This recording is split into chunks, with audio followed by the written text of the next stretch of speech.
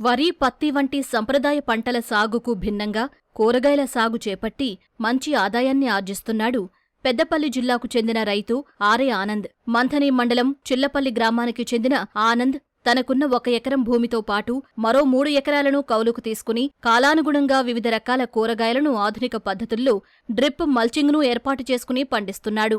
Trellis విధానంలో పందిరి ఏర్పాటు చేసుకుని బీర, సొర, కాకర వేసుకున్నాడు. అలానే బెండ, వంగ, టమాటా, దోస, అలసంద, చిక్కుడు వంటి పంటలను దశలవారీగా పండిస్తున్నాడు. చీడపీడల నియంత్రణకు మందుల పిచికారీలతో పాటు జిగురు అట్టలు, లింగాకర్షక బుట్టలను ఏర్పాటు చేసుకుని నాణ్యమైన దిగుబడులను సాధిస్తున్నాడు.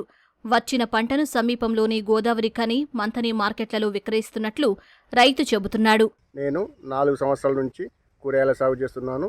గతంలో వరిను పత్తి చేశాను.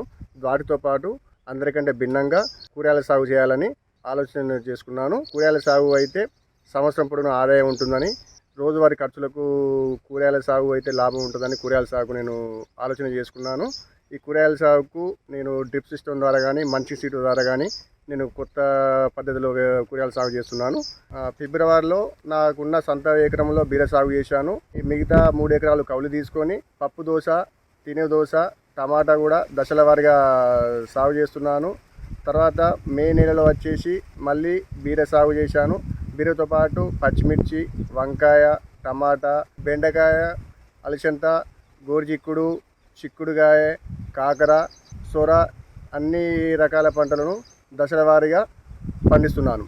మాకు అన్ని ఖర్చులు పోవంగా నెలకు 30 నుంచి 40 వేల దాకా మిగులుతుంది.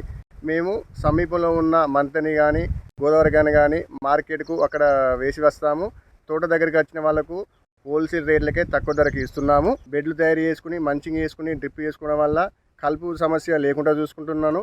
మధ్యలో ఉన్న కలుపును చాలా తక్కువ, నాకు దగ్గర ఉన్న పవర్ వీడర్తోని మధ్యలో ఉన్న కలుపును దున్నుకుంటూ ఈజీగా చేసుకుంటున్నాను.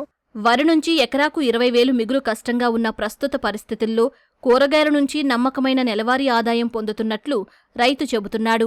కోత పనులకు 2 వ్యక్తులను పెట్టుకుని తన భార్యతో అన్ని పనులను సొంతంగానే చేసుకోవడం వల్ల ఖర్చులు తగ్గి నికరాదాయం వస్తోంది.